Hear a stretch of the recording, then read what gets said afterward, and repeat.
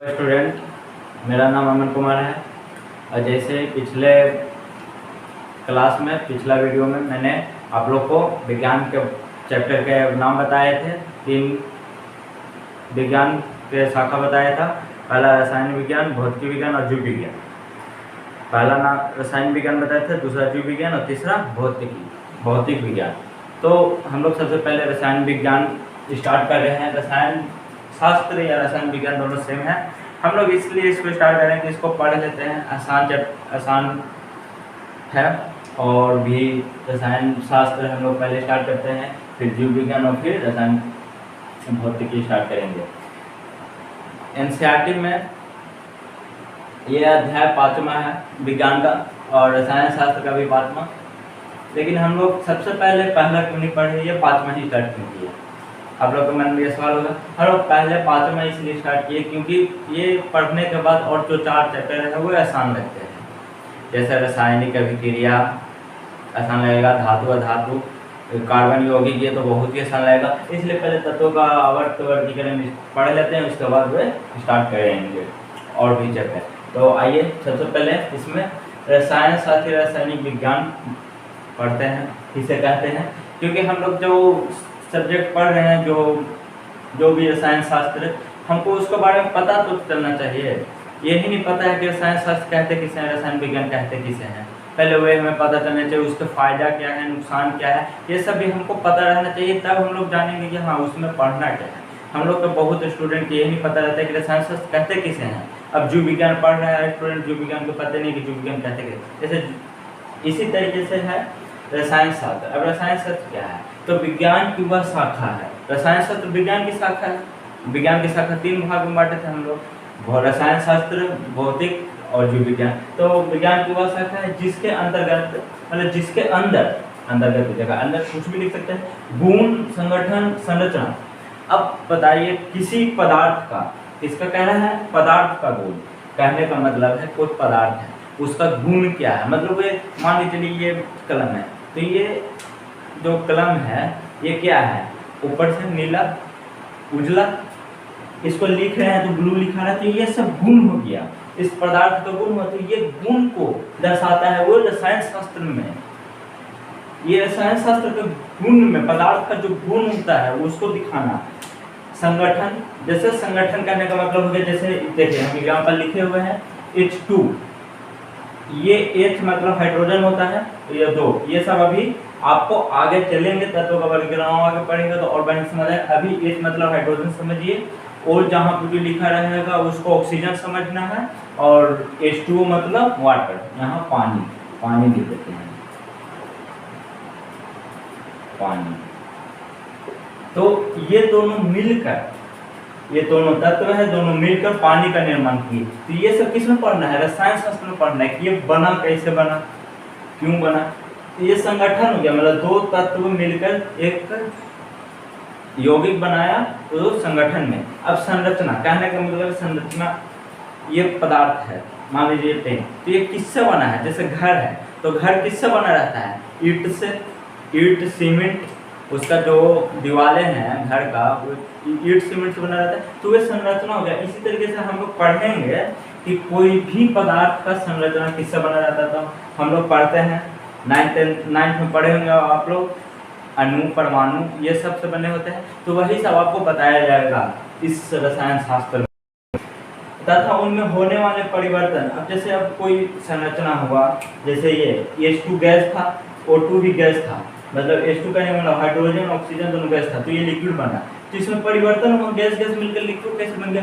तो ये परिवर्तन हुआ। तो इसी परिवर्तन को कैसे हुआ, क्यों हुआ, क्रिया विधि, इसके बीच में क्या हुआ, बहुत सारा चीज लगता है। जैसे हम बता रहे हैं, आप लोग बहुत बढ़िया एग्जाम्पल दे रहे हैं।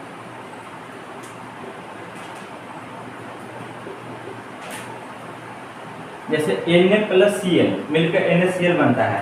Na मतलब सोडियम, Cl मतलब क्लोरीन, और दोनों मिलकर NaCl होता है। लेकिन ये Na क्या है? गैस है, सॉलिड है, आगे चल के बताएंगे। अभी आपको बताएंगे कंफ्यूज हो जाएगा। इतना समझिए कि NaCl मिलकर NaCl बने, तो ये क्यों बने, कैसे बने, इसके पीछे क्या लॉजिक था बनने का, कैसे बने, तो ये सब जानना है हमको रसायन शास्त्र में, और इसी में पढ़ते हैं।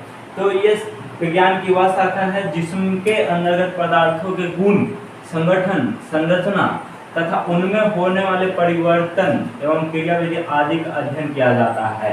उसे रसायन शास्त्र या रासायनिक विज्ञान कहते हैं। अब रसायन शास्त्र का जनक कौन है, खोजा कौन? तो आधुनिक का बात कहते हैं, पहले का नहीं, जो आधुनिक में है असली में। तो आधुनिक रसायन विज्ञान के जनक एंटोनी लावेजियर है। आधुनिक रसायन विज्ञान के जनक एंटोनी लावेजियर है। ये ऑब्जेक्टिव में, जैसे अब बिहार बोर्ड की आप लोग तैयारी कर रहे हैं या आगे जाके पॉलिटेक्निक के करेंगे, पैरामेडिकल का करेंगे, तो उसमें ऑब्जेक्टिव पूछ सकता है कि आधुनिक विज्ञान का जनक कौन है, तो आंसर क्या होगा, एंटोनी लावेजियर। इसी तरीके से क्वेश्चन बनाया जाता है और आपको इसी तरीके से जहाँ पर जो हमको रहेगा कि यहाँ पर जो ऑब्जेक्टिव आएगा तो आपको बताएंगे कि यहाँ पर जो ऑब्जेक्टिव है इसको टिक मान लीजिए। ये एक ऑब्जेक्टिव आपका आ सकता है कि आधुनिक विज्ञान के जनक कौन है, तो एंटोनी लावेजियर। बहुत सारे ऑप्शन रहेंगे, 4 ऑप्शन रहेंगे, उसमें से एक ऑप्शन ये रहेगा, तो आप इस पर सही मार दीजिएगा। फिर इनका जन्म कहाँ हुआ, कब हुआ? तो इनका जन्म 26 अगस्त 1743 में हुआ और पेरिस, फ्रांस में। फ्रांस एक देश है, उसमें पेरिस है, वहाँ जन्म हुआ था। अभी तक हम लोगों ने रसायन शास्त्र किसे कहते हैं ये हम लोग पढ़ लिए। अब इस चैप्टर को पढ़ने के लिए कुछ बेसिक चीज़ जानना चाहिए। बहुत छोटा छोटा बात है, बहुत लोगों को आता होगा, लेकिन जो हम बता रहे हैं उसको समझो बहुत बढ़िया से, और इसको समझने के बाद बहुत आसान लगेगा तत्वों का वर्गीकरण जो हम लोग पढ़ेंगे। तो पहले तत्वों को पढ़ने के पहले हम लोग कण जान लेते हैं कि कण कितने प्रकार के होते हैं और कण किसे कहते हैं। कण मतलब समझ लीजिए कोई पदार्थ किससे बना होता है, ये कलम ही है तो किससे बना है, तो ये समझ लीजिए कि कोई भी पदार्थ हो, कण उसी को कहते हैं जो किससे बने होते हैं। कण 3 प्रकार के होते हैं, पहला परमाणु, दूसरा अणु, तीसरा आयन। परमाणु, अणु, आयन। अब परमाणु किसे कहते हैं, अब आइए।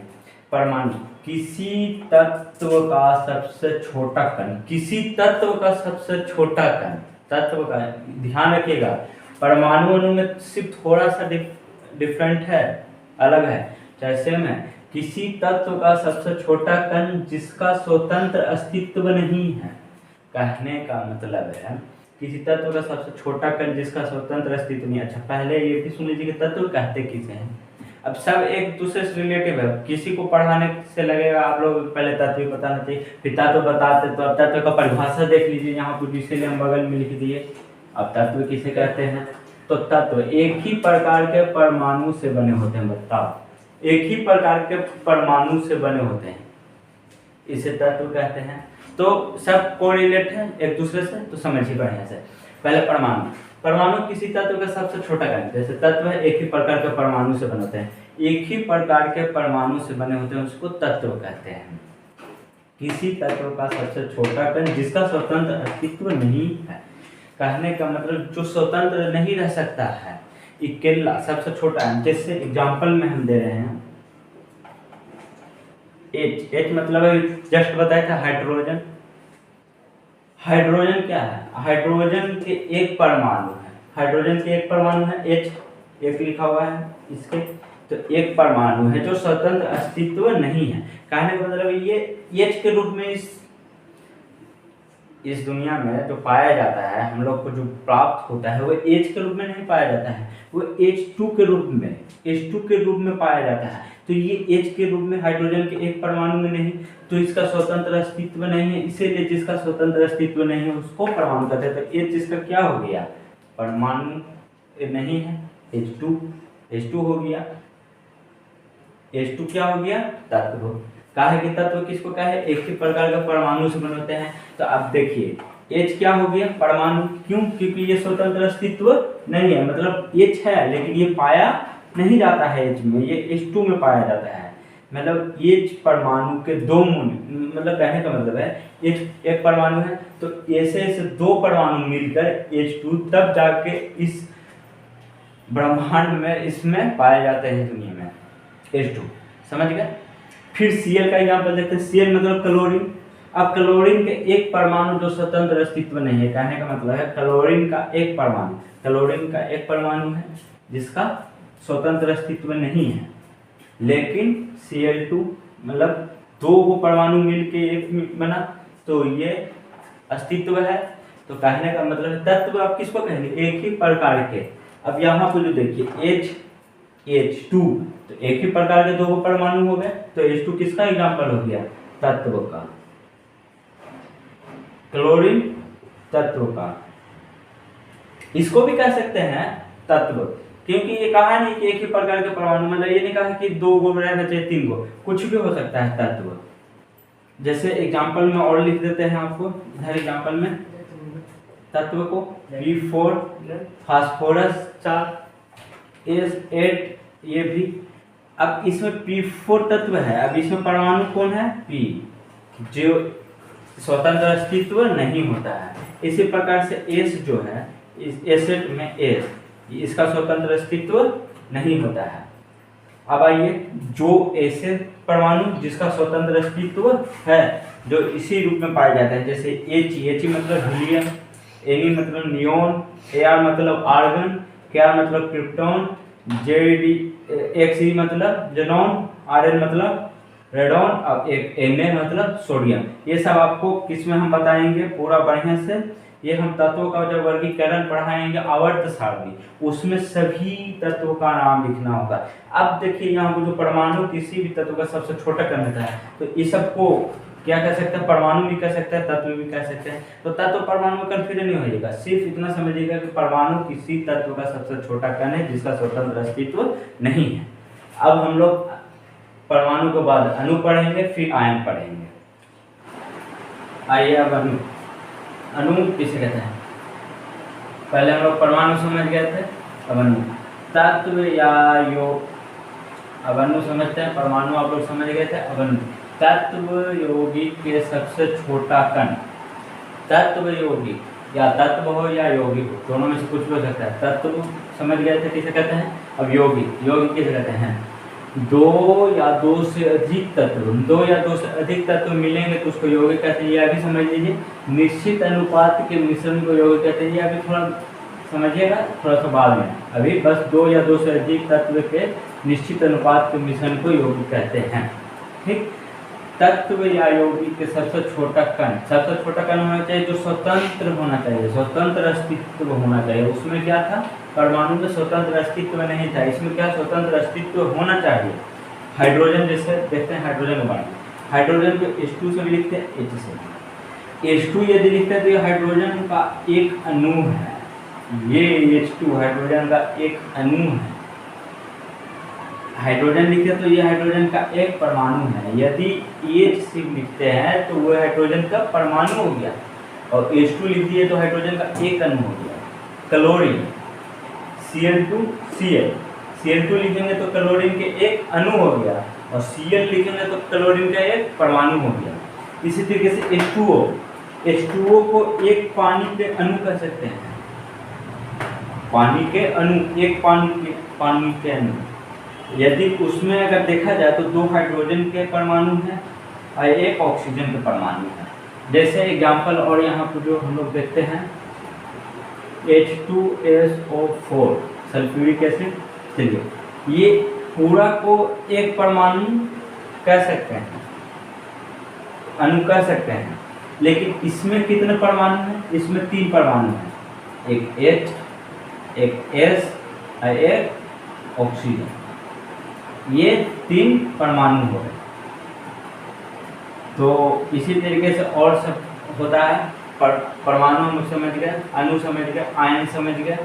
अब H6 ये परमाणु है तो H2 क्या हो जाएगा, अणु। S है तो S को हम कहे थे एसिड से, ये क्या हो गया, अणु। ऑक्सीजन है तो O है तो ऑक्सीजन को O2 से अणु कहते हैं, ये अणु हो गया। अब यौगिक कहने का अर्थ क्या है, योग 2 या 2 से अधिक तत्व हम बोले थे, सिंगल भी हो सकता है, इसको भी तत्व कह सकते हैं, H2 को भी तत्व कह सकते हैं, H को भी तत्व कह सकते हैं।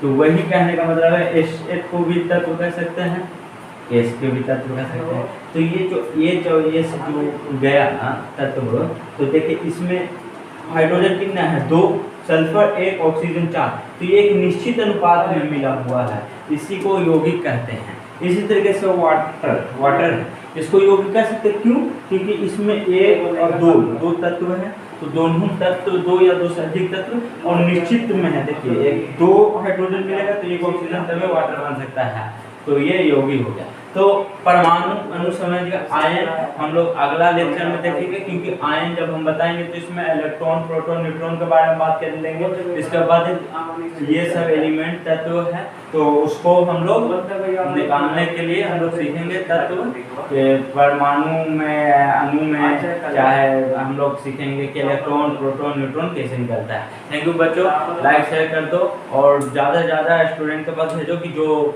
इसको पढ़े और समझे। तत्व में परमाणु अणु किसे कहते हैं, बहुत लोगों स्टूडेंट को दिक्कत होता है, तत्व किसे कहते हैं, यौगिक किसे कहते हैं। अगले दिन हम लोग इलेक्ट्रॉन, प्रोटॉन, न्यूट्रॉन निकालना सीखेंगे तत्वों के, और उसके बाद हम लोग आवर्त सारणी में जाएंगे और आवर्त सारणी के बारे में फिर हमारा चैप्टर स्टार्ट हो जाएगा। थैंक यू बच्चों।